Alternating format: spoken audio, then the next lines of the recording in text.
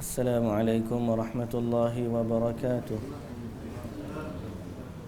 Bismillahirrahmanirrahim. Alhamdulillah wassalatu wassalamu ala Rasulillah wa ala alihi wa sahbihi ajma'in. Amma ba'd. InsyaAllah pada pagi ini kita baca dari surah An-Nahl bermula dari ayat 7.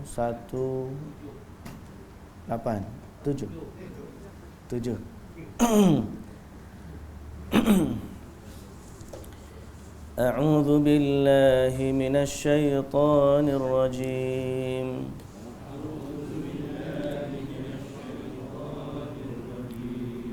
بسم الله الرحمن الرحيم.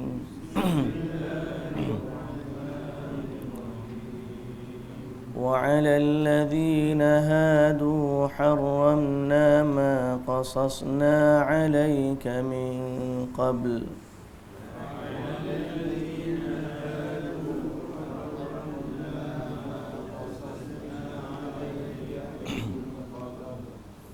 وما ظلمناهم ولكن كانوا أنفسهم يظلمون.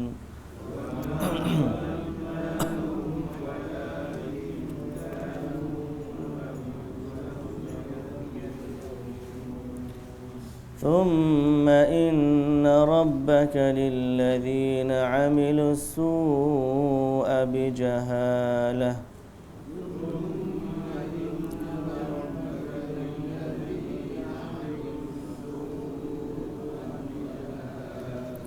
ثم تابوا من بعد ذلك وأصلحوا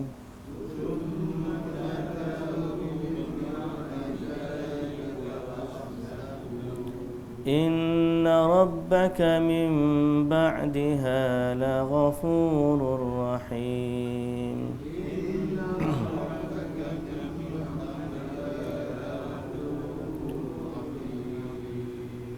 إن إبراهيم كان أمة قانتا لله حنيفا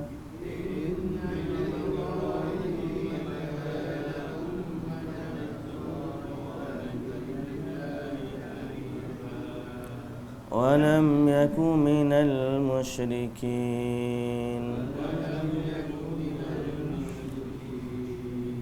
شاكرا لأنعمه اجتباه وهداه إلى صراط مستقيم.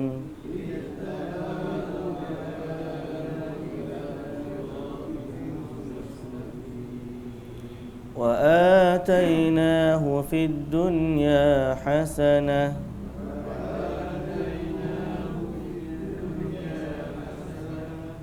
وإنه في الآخرة لمن الصالحين.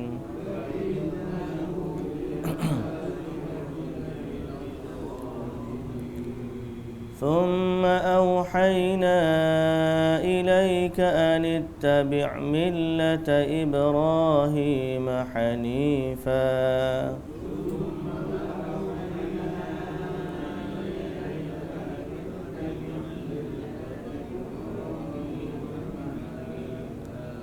وما كان من المشركين.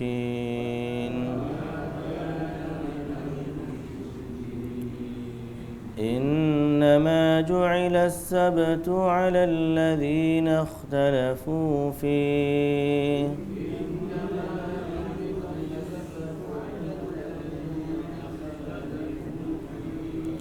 وإن ربك ليحكم بينهم يوم القيامة فيما كانوا فيه يختلفون.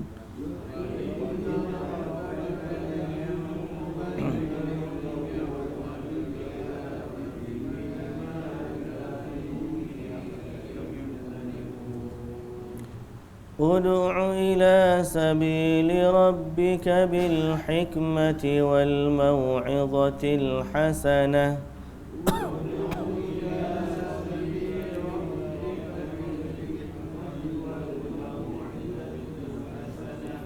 وجادلهم بالتي هي أحسن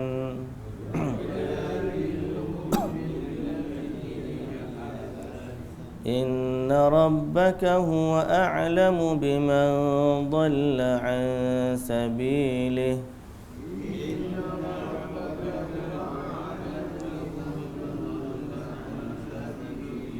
وهو أعلم بالمهتدين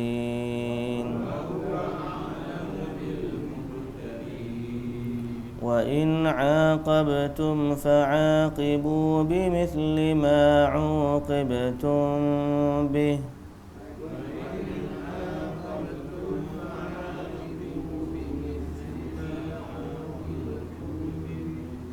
ولئن صبرتم لهو خير للصابرين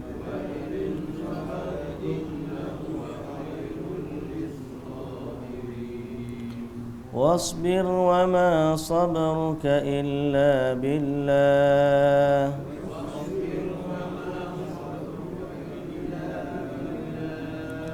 ولا تحزن عليهم ولا تك في ضيق مما يمكرون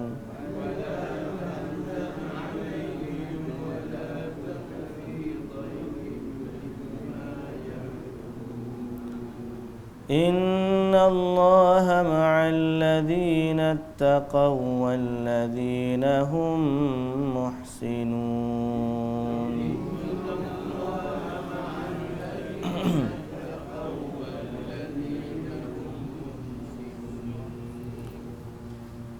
Bismillahirrahmanirrahim. Alhamdulillah wassalatu wassalamu ala Rasulillah wa ala alihi wa sahbihi ajma'in.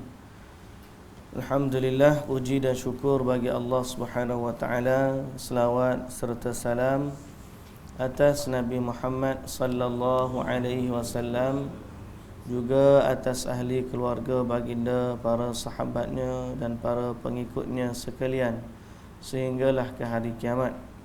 Alhamdulillah, pagi-pagi ini kita syukur kepada Allah Subhanahu wa taala yang menghidupkan kita.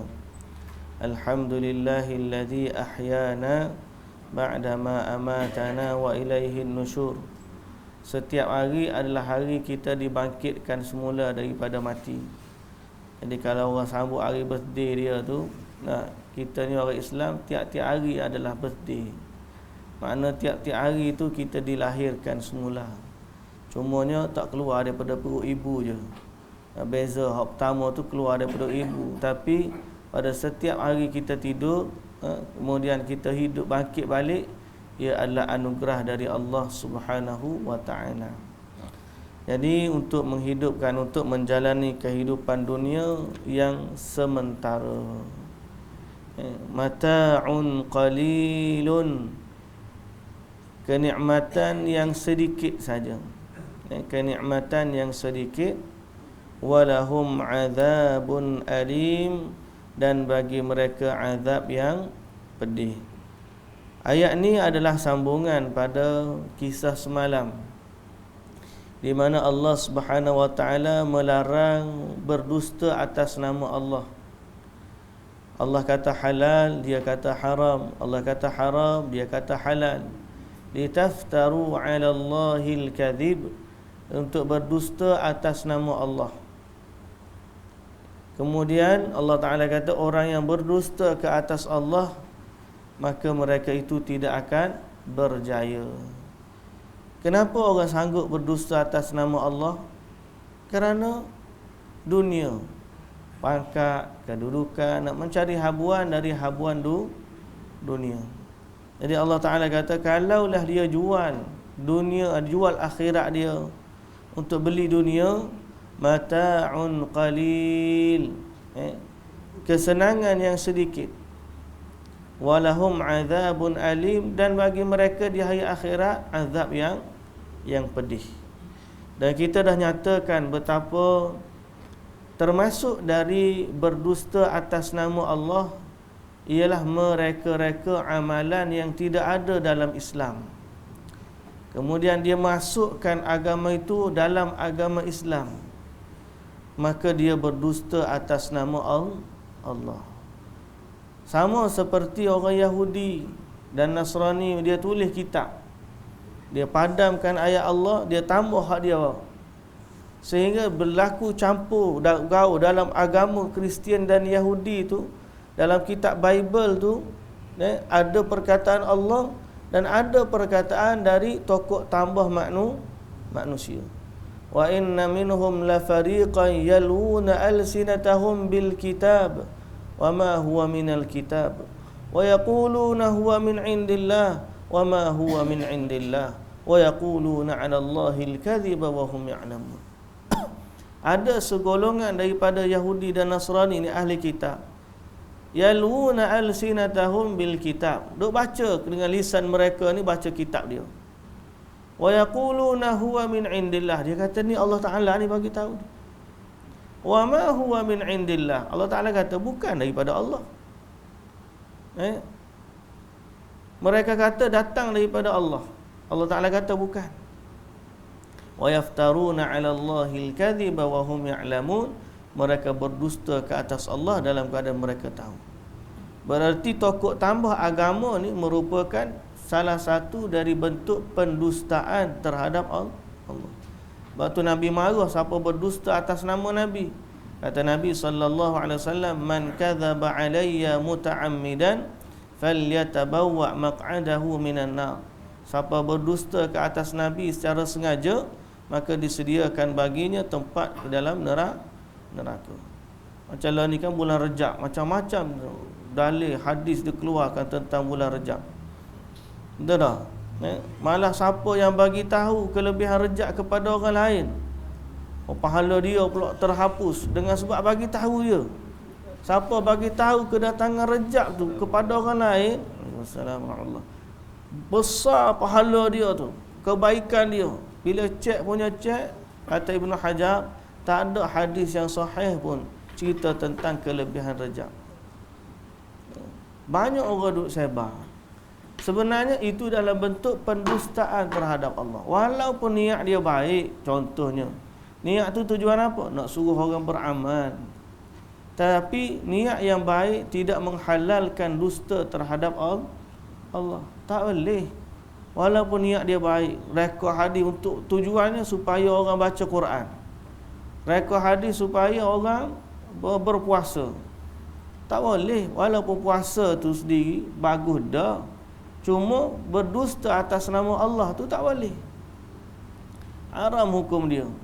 Malah dia akan mewujudkan amalan-amalan yang tidak ada asalnya dalam agama. Berarti bila orang share hadis tu, dia akan jadikan amalan mengkhabarkan kepada orang dengan kedatangan Rejab ni satu amalan yang baik. Padahal Nabi tak suruh pun. Jadi dia bergaya, bergembiralah kita ni masuk Rejab, orang ni masuk Rejab, bagi orang masuk Rejab. Kata, kemudian mari pula cipta amalan-amalan, suruh puasa 3 bulan berturut-turut, Rejab, Sya'ban, Ramadan. Sedang Nabi SAW tidak mengajarkan begitu. Bukankah dia boleh jadi termasuk dusta terhadap Allah dan Rasul? Nak puasa-puasalah, tak ada masalah. Isnin Khamis boleh puasa, hak sahih tu. Dan Nabi SAW tidak pernah puasa penuh selain daripada Ramadan, kecuali paling banyak Nabi puasa di bulan Sya'ban. Sya'ban sebagai persediaan Ramadan. Kalau bulan Rejab tidak ada dalil yang mengkhususkan dia. Nak puasa Isnin, Khamis, macam bulan-bulan lain, okeylah, tak ada masalah. Tapi kita katakan bahawa itulah bahayanya berdusta atas nama Allah. Banyak fadilat-fadilat, amalan-amalan yang direka, ditokok tambah dalam agama, yang sedangkan Nabi SAW tidak mengajarkan begitu. Banyak juga kita pun kadang-kadang bukan tahu belaka kan. Orang duk share, kita pun kira ya je. Tapi bila cek punya cek, rupa-rupanya palsu. Kadang-kadang kita terlupa, maka kita tak buat cross check ni, panggil cross check. Yang saya pernah cerita, bila berlaku tarikh 26 Disember tsunami Aceh, 26 Disember apa lagi berlaku, cerita 26, angka 26 ni kan. Oh, dia kata betul lah kata Allah dalam juzuk yang ke-26, kami akan temukan antara lautan dan daratan, binasakan manusia. Lalu tak ingat dah ayat dia macam mana. Lalu dia kata Allah berfirman dalam juzuk yang ke-26 dalam Al-Quran, juzuk 26. Kita kata mana ayat ni? Dok cari ayat hak makna dia lagu tu. Dalam juzuk yang ke-26. Cari-cari tak ada rupanya dalam Quran. Jumpa-jumpa dalam Bible.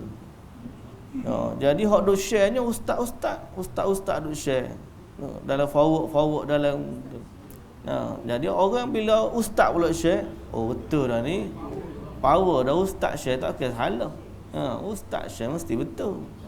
Jadi hak share tu pula dalam grup ustaz masa tu. Saya kebetulan masuk dalam grup ustaz tu, saya pun tengok, saya pun tanyalah ustaz-ustaz tu. Mana ayat ni sajalah kita nak suruh cross check. Tak ada orang jawab, kita pun tanyalah Syekh Google. Dan Google makna dia tu, tengok juzuk ke berapa, keluar Bible terjemahan Indonesia. Saya kata nah, ya kata. Saya pun forward balik dalam grup, kata hati-hati bila sebar ni. Ini adalah Bible terjemahan Indonesia, bukan Al-Quran.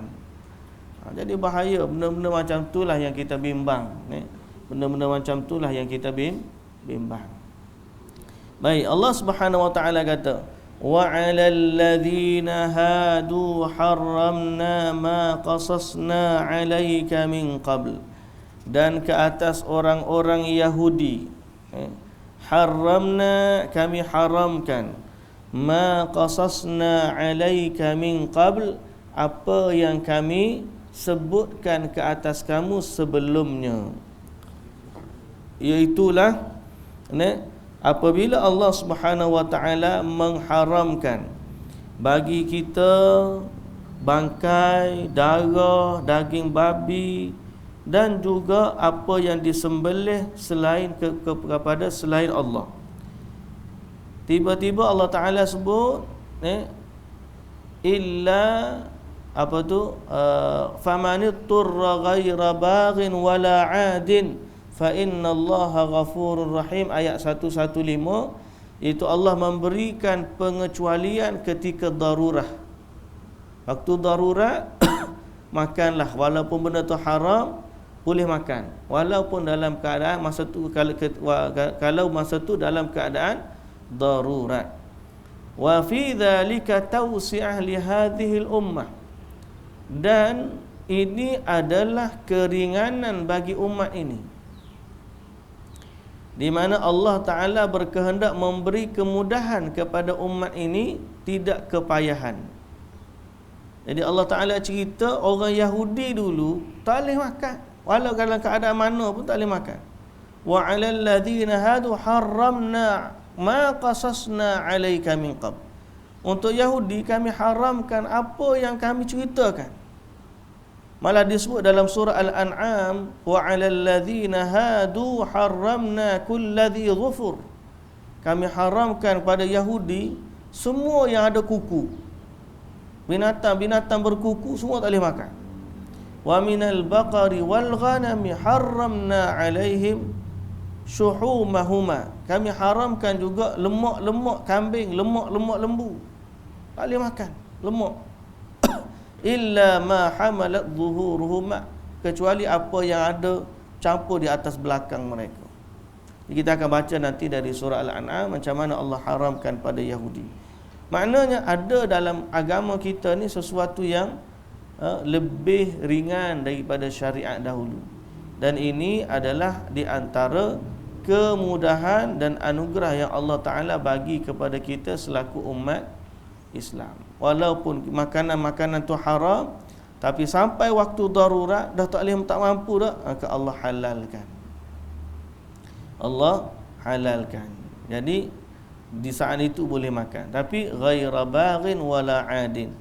Jangan makan dengan berkehendak dan jangan pula melampaui batas. Jadi dia pun okey, selama ni aku dah nak rasa dah macam mana rasa, tak aja rasa. Lah ni darurat boleh rasa. Dia rasa seronok pula makan. Jangan. Makan dalam keadaan darurat ni mana makan dalam keadaan terpaksa. Ni bila tu tiba-tiba dia kata seronok boleh makan juga. Wala adin, jangan melampau batas juga. Jangan pula bila makan habis ekor yang makan ke dia. Nah, sekali panggang tu yang makan seekor terus. Pasal apa? Alang-alang boleh makan, kita makan sampai kenyang lah. Nah, ulama bahas berapa kali ni siap buat packing lagi, buat bekal dan sebagainya. Nah, kalau dia memang rasa perjalanan dia tu masih jauh, dia takut tak jumpa dah makanan, bolehlah dia buat bekal. Tapi makanlah qadar keperluan dia untuk menyambung hidup. Darurat di sini maknanya darurat yang hampir nak mati dah lah. Macam askar-askar duduk dalam hutan, memang tak ada makanan, dan dia memerlukan perkara-perkara tersebut untuk kelestarian hidup dia. Maka masa tu darurat dia dibenarkan. Jadi dia makan macam-macam lah makan. Cuma balik ada hukum training dia. Kalau tidak training tu macam mana? Kadang-kadang dia suruh makan walaupun tidak darurat tu atas nama training. Itu kena tanya pejabat mufti dah lah. Tapi sebaiknya kalau tidak darurat tu jangan duk makan. Setakat ajar cara-cara macam mana nak ambil daging dia dan sebagainya. Kemudian makan benda halal lah. Pak kita ni daun kayu banyak, ubi-ubi banyak.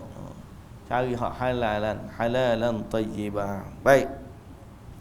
Kemudian Allah Subhanahu wa taala kata, wa ma zalamnahum, tidaklah kami menzalimi mereka dengan pengharaman itu, walakin kanu anfusahum yazlimun, akan tetapi mereka lah sendiri menzalimi diri mereka dengan melakukan kemaksiatan. Baik, berarti pengharaman itu adalah dengan sebab kezaliman yang mereka lakukan. Jadi Allah halang mereka daripada makan makanan yang baik, sebahagiannya kerana kezaliman atau kemaksiatan yang mereka lakukan. Baik. Kemudian Allah Subhanahu wa taala kata, "Tsumma inna rabbaka." Ayat ke berapa? Ayat 119. "Tsumma inna rabbaka lilladzina 'amilus su'a bijahalah." Kemudian Tuhan kamu sesungguhnya bagi orang yang melakukan kesalahan kerana jahil. Tsumma tabu, kemudian dia bertaubat, min ba'di dzalika, setelah itu, wa aslahu, dan memperbaiki amalannya.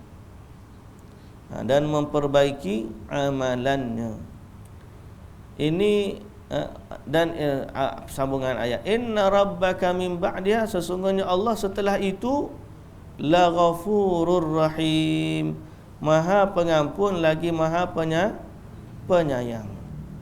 Ayat ini menunjukkan kasih sayang Allah kepada hamba-hambanya yang melakukan maksiat dan juga dosa, di mana Allah Ta'ala kata siapa-siapa buat jahat dalam keadaan jahil, kemudian dia taubat, kemudian dia beramal dengan amal salih, maka Allah setelah daripada taubat dia itu, Allah mengampunkan dan merahmatinya. Allah mengampunkannya dan merahmatinya. Jadi ayat ini menunjukkan luasnya kasih sayang Allah, termasuk ataupun sehingga kepada orang-orang yang melakukan kemaksiatan. Cuma ada beberapa poin yang disebut dalamnya. Pertama, bijahalah, dengan kejahilan. Ayat ini menunjukkan orang yang jahil dimaafkan dengan kejahilan mereka. Tapi kalau dia dah tahu, dia buat juga, maka itu lebih berat kesalahannya berbanding orang yang jahil. Tapi boleh dah ampunkan lagi tak? Jawapan dia boleh. Boleh, kalau dia bertaubat dengan benar-benar taubat. Thumma tabu, dia taubat, min ba'di dzalika wa aslahu, dan juga wa aslahu. Poin yang kedua ialah wa aslahu. Wa aslahu ni ialah memperbaiki amalannya. Berarti antara syarat taubat ialah berhenti daripada melakukan dosa tersebut dan berazam untuk tidak mengulanginya. Berarti buat islah itu antara syarat taubat. Kalau orang tu sekadar istighfar di mulut tapi kemudian tidak ada islah, tidak ada rasa nak memperbaiki amalan dia, maka syarat taubat itu tidak cukup. Jadi kalau dia sekadar sebut di mulut je, dah astagfirullah astagfirullah astagfirullah astagfirullah 100 kali istighfar, bagus dah istighfar, tapi istighfar itu tidak diiringi dengan perasaan taubat di dalam hati. Okey, maka dia tidak diterima. Cumanya antara istighfar dengan taubat ni ada beza sikit. Taubat ni seakan-akan orang panggil satu titik yang mana dia mengubah kehidupan manusia seluruhnya. Itu taubat. Biasanya bila berlaku situasi-situasi besar, orang balik Mekah ke lepas haji, berubah hidup dia. Mana dia bertaubat kepada Allah. Atau dulu dia ni ahli maksiat, kemudian bila taubat tiba-tiba berubah jadi ahli ibadah. Itu. Adapun istighfar ni ringan sikit. Istighfar ni minta ampun kepada Allah. Jadi kalau seorang tu dia tak taubat, boleh tak dia istighfar? Maknanya apa? Bukan satu kelaziman. Ada je orang yang beristighfar, dengan istighfar dia itu diiringi taubat nasuha. Jadi istighfar ni termasuk dari taubat nasuha. Tapi ada juga orang yang beristighfar, dia tidak taubat nasuha, cuma dia istighfar pada sebahagian dosa, masih lagi ada dosa-dosa yang lain. Dia istighfar pada amalan tu je. Lepas dia tersalah buat tu istighfar, astagfirullah, astagfirullah. Tapi dia banyak lagi dosa lain, cuma dia tahu ketidakmampuan dia dalam nak tinggalkan semua dosa, dia nak tinggalkan sikit-sikit. Lalu dia beristighfar dari sebahagian dosa, tidak sebahagian yang lain. Bagaimana urusan dosa istighfar begini? Mudah-mudahan Allah Subhanahu wa taala terima. Mudah-mudahanlah Allah Subhanahu wa taala terima. Tapi tidaklah menjadi satu syarat, ataupun tidaklah nak kata istighfar dia tidak diterima langsung oleh Allah Subhanahu wa taala. Kerana ada beza antara istighfar dengan taubat. Istighfar ni minta keampunan. Taubat tu memang dia dah kembali kepada Allah secara taubatan nasuha. Allah perintahkan dua-dua. Ya ayyuhalladzina amanu tubu ilallahi taubatan nasuha. Wahai orang beriman, bertaubatlah kamu kepada Allah dengan taubat nasuha. Wa tubu ilallahi jami'an ayyuhal mu'minuna la'allakum tuflihun. Allah Ta'ala kata bertaubatlah kamu sekalian kepada Allah agar kamu berjaya. Mudah-mudahan kamu berjaya. Tapi dalam masa yang sama, dalam hadis istighfar, Allah Ta'ala kata, ya ibadi, wahai hambaku, lau balaghat dhunubuka anana sama', wahai hambaku, kalau dosa kamu melangit tinggi, thumma astaghfartani ghafartu lak, kemudian kamu minta istighfar, aku akan ampunkan dosa-dosa kamu. Cuma janganlah jadikan istighfar tu lisan mulut sajalah. Mesti ada juga rasa nak kembali atau minta keampunan dari Allah Subhanahu wa ta'ala. Jadi dalam ayat ini Allah menyebut tentang kepentingan islah selepas daripada taubat. Islah tu makna memperbaiki diri, memperbaiki diri. Thumma inna rabbaka lilladzina amilu su'a bijahalah.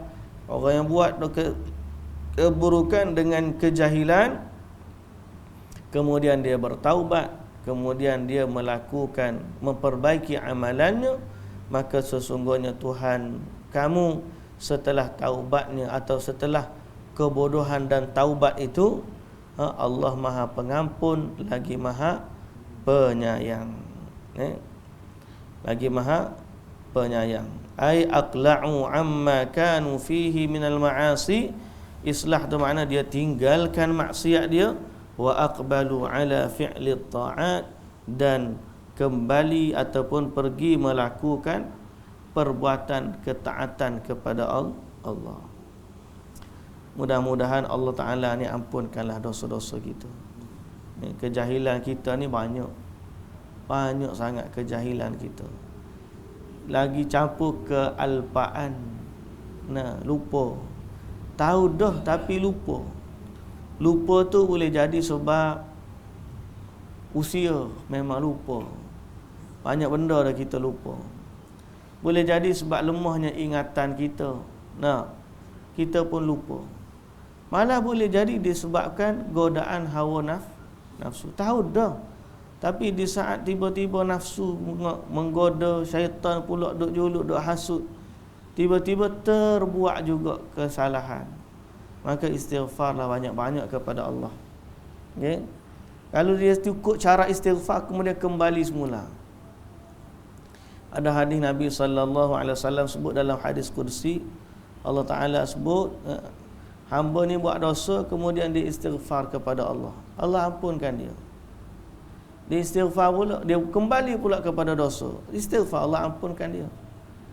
Kembali pula, sehingga akhirnya dalam hadis tersebut Allah Ta'ala kata, lebih kurang buatlah apa yang dia buat selama dia kenal dia ada Tuhan yang Maha Pengampun. Jadi hadis tu bukan gerakan nak buat dosa dah. Hadis tu nak menceritakan luasnya keampunan Allah. Dan kita juga jangan kita bahas bila kita jumpa ayat-ayat rahmat ni seakan-akan dia peluang untuk kita buat kemaksiatan. Tidak sama sekali. Malah ayat-ayat rahmat ni menunjukkan Allah Azza wa Jalla Maha Pengampun, lalu kita makin dekat dengan Allah melalui istighfar dan juga taubat kepada Allah Subhanahu wa taala. Cuma gitulah, hati ni nak jaga, nak balance, yang tu payah. Hati ni nak jaga, landasan kita senantiasa dengan Allah. Tu payah kadang-kadang. Kita sering kali tahu tapi lupa. Banyak lupa. Kadang-kadang kita puji manusia. Semalam pun saya sebut di Masjid Syafi'i semalam. Kadang-kadang kita puji manusia, kita lupa kepada Tuhan. Kita lupa kepada Tuhan. Malah bukan sekadar puji manusia je, sekalian puji. Benda kita puji ni banyak. Sedapnya awak masak. Cantiknya pemandangan ni. Lebatnya turun hujan kat sini. Puji macam-macam. Kita lupa. Benda tu simple ya pada kita. Simple ya. Tapi dia adalah landasan keimanan kepada Allah. Di mana kalau kita tengok benda cantik, kita kata Masya Allah, cantiknya. Satu kalimah je kita tambah, tapi itu adalah landasan keimanan. Bila kita kata, oh Alhamdulillah, sedapnya masakan ni, puji Allah. Betul tak? Kita tambah. Orang panggil value added. Value added. Tambah satu perkataan je, tapi nilai iman yang ada pada perkataan itu besar. Cuma kita ni banyak lupa. Betul tak? Tahu. Tak ngajar, ustaz pun ngajar gitu, tapi tak puji juga. Dengan ustaz-ustaz pun lupa. Sebab tu kita ni banyak kealpaan, lupa. Sifat manusia ni lupa. Kita istighfar, kemudian kita lupa lagi. Istighfar, lupa lagi. Semoga Allah Azza wa Jalla menetapkan hati kita. Yang tu yang kita doa. Ya muqallibal qulub, thabbit qulubana ala dinika wa ta'atik. Kita minta ya hayyu ya qayyum bi rahmatika astaghith aslih li sya'ni kullahu wa la takilni ila nafsi tarfata ain. Kita minta dengan Allah ya Rabbana la tuzigh qulubana ba'da idh hadaitana wa hab lana min ladunka rahmah. Doa-doa sebegini nak suruh kita ni tetap di atas jalan kebenaran. Sebab kita bimbang, ayat ni sebut tentang orang yang buat maksiat dalam kejahilan. Kalau buat maksiat dalam pengetahuan, itu berat. Tapi kealpaan kita tu kerana nafsu menjadikan kita ni Allah. Bila fikir-fikir zaman dulu, aku banyak juga ngaji dia, tapi dalam ngaji tu ada juga kesalahan. Jadi istighfar, mudah-mudahan dia termasuk dari kejahilan, kerana kita jahil dalam mengikut hawa nafsu. Mudah-mudahanlah Allah mengampunkan dosa-dosa kita. Hadirin dan hadirat yang dirahmati Allah Subhanahu wa taala sekalian. Sambungan ayat 120. Inna Ibrahim kana ummatan qanitan lillahi hanifa wa lam yaku minal musyrikin. Sesungguhnya Nabi Ibrahim adalah satu umat, imam dan teladan dan panutan. Satu umat qanitan, yang taat, lillahi hanifa, taat kepada Allah, hanifan, cenderung kepada agama yang lurus, walam yaku minal musyrikin, dan dia tak pernah menjadi orang musyrik. Nabi Ibrahim adalah satu umat. Al-ummah di sini ialah al-imam allati yuqtada bih. Ummatan di sini dengan maksud imam. Ummatan di sini dengan maksud imam. Imam yang diikuti. Bukan dia satu umat. Umat ni ramai kan. Tapi ada juga hari tu tafsir sebagai umat yang ramai, walaupun dia sedikit tapi kekuatan dia seperti ramai. Maknanya dia seorang tu lawan kerajaan Namrud, seorang-seorang dia je. Ada bahas, tapi disebut dalam tafsir ni, ummatan di sini adalah imam yuqtada bih, yang diikuti. Betul lah, Nabi Ibrahim tu imam, panduan kita. Sebab tu kita kata millata abikum Ibrahim. Panggil apa? Asbahna ala fitratil Islam wa kalimatil ikhlas wa ala dina nabiyina Muhammad sallallahu alaihi wasallam wa ala millati abina Ibrahim hanifan muslimah wa ma kana minal musyrikin. Nabi Ibrahim ni bapa kepada sekalian nabi. Dia adalah umat, yakni imam yang diikuti. Sehingga kita dalam selawat kita pun kita tak tinggal Nabi Muhammad sallallahu alaihi wasallam, sebagaimana kita juga tidak tinggalkan Nabi Ibrahim alaihi salam. Dan dia termasuk ulul azmi. Allah Taala sebut dia ni satu umat yang imam yang diikuti. Kenapa? Dialah yang bina Kaabah, dialah yang panggil imam dalam mentauhidkan Allah Subhanahu wa taala. Dan dia diuji dengan ujian yang berat. Sampai peringkat waktu diuji mula-mula anak tak ada. Sampai waktu tua baru ada anak. Dah dapat anak diuji lagi. Diletakkan tengah padang pasir. Tengah padang tandus, tak ada pokok, tak ada air, bersama dengan isteri dia Hajar. Alhamdulillah dengan rezeki dari Allah besar, Ismail dan Hajar. Diuji lagi waktu dia nak suruh sembelih pula. Waktu kecil disembelih pula. Dia sembelih. Waktu besar diuji lagi, disuruh pula bina Kaabah. Nabi Ibrahim AS ni ummah, satu umat, yakni imam yuqtada bih, yang diikuti. Qanitan wa huwal khashi' al-muti'. Orang yang sangat taat kepada Allah. Nabi Ibrahim ni taat sungguh. Taat dia macam tadilah. Kalau kita ke takwil lagi, Allah Ta'ala suruh sembelih anak, ya ke suruh sembelih anak ni betul tak ya Allah ni? Tanya pula soalan, Nabi Ibrahim tak, tanya Nabi Ismail, Allah suruh aku sembelih kamu macam mana? Nabi Ismail kata, okeylah ayah dah. Okeylah ayah, boleh, tak ada masalah, insya-Allah aku sabarlah. Kalau itulah mimpi ayah, itu mimpi benar, aku sabar insya-Allah. Dia pula taat pula. Bawa pisau nak pergi sembelih tu, syaitan mari ganggu, dia balingnya dengan batu. Kerana apa? Taat kepada Allah. Tapi dengan sebab ketaatan itu, Allah pun tukar daripada Nabi Ismail jadi kibas. Kita ni nak taat setara mana? Nah, suruh anak mari surau pun payah dah. Hantar anak pergi sekolah asrama ngaji Quran. Nah, sayang. Nabi Ibrahim tinggal anak tu tengah tak ada orang. Kita asrama ni ada warden, ada makcik kantin, makan pula disediakan. Lah ni baju pula dobi dak asrama. Nama kita dulu gonyoh dengan sabun buku tu, gonyoh sabun buku. Lah ni siap dobi lagi. Dobi dah tak ada dah. Tapi tu pun payah nak tinggal anak. untuk belajar agama. Nabi Ibrahim taat.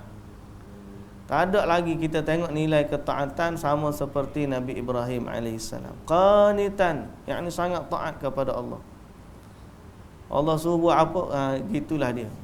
Nabi Ibrahim ni dia batu dalam kisah Isra wal Mi'raj, Nabi Ibrahim duduk langit ke-7 tu. Nabi Musa duduk langit yang ke-6.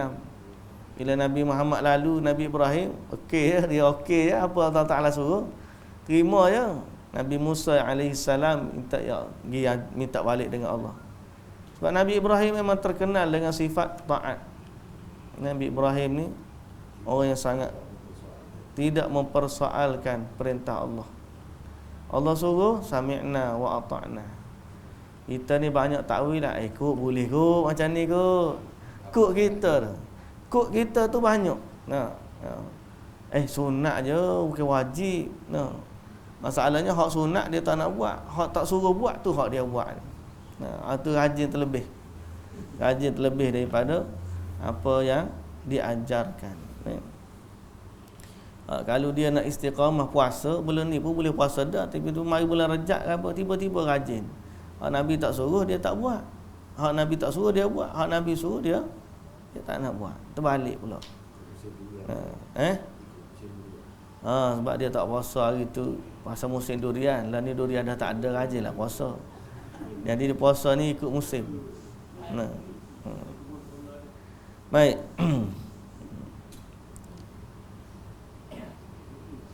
Walam ya hanifan walam yakum minal musyrikin, dia juga hanif.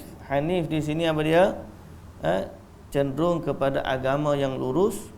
Walam yakum minal musyrikin, dan dia tak pernah pun termasuk dari orang yang musyrik. Nabi Ibrahim ni tak pernah. Walaupun dia membesar dalam keluarga yang menyembah berhala. Ayah dia tu, bapak dia tu tukang buat berhala. Orang kanannya Namrud. Ayah dia ni, Azar ayah dia ni tukang buat berhala. Nak marah kan? Nak marah mana? Ada kata takkanlah bapak Nabi. Takkanlah bapak Nabi buat berhala. Dia Nabi ayah. Allah Ta'ala takdir gitu, nak macam mana? Kita tu kita kata syukurnya kita. Bapak Nabi Ibrahim pun tidak dapat hidayah. Allah Ta'ala siapa sebut dalam dalam Quran, Nabi Ibrahim sayang sungguh pada ayah dia, minta dengan Allah.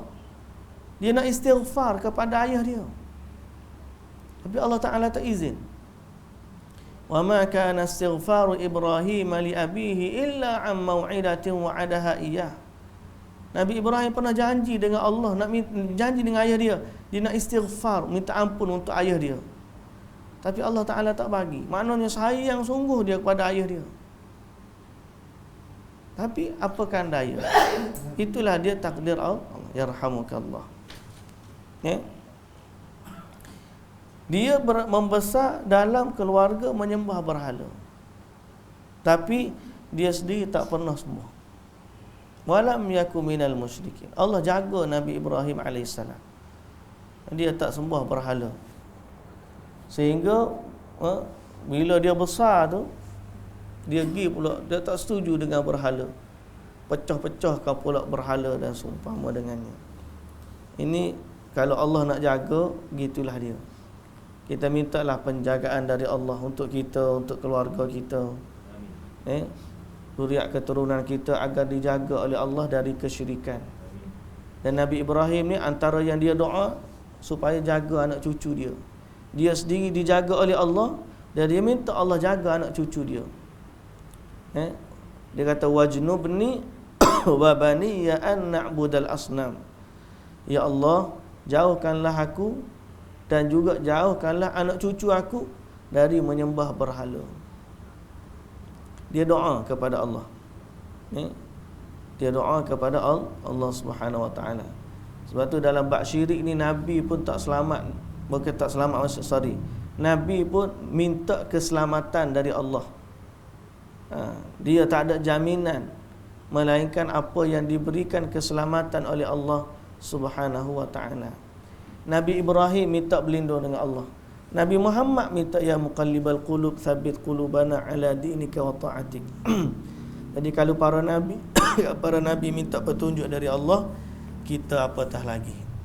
Baik. Kita sambung pada besok hari, surah masih lagi cerita Nabi Ibrahim alaihissalam. Wallahu taala alam.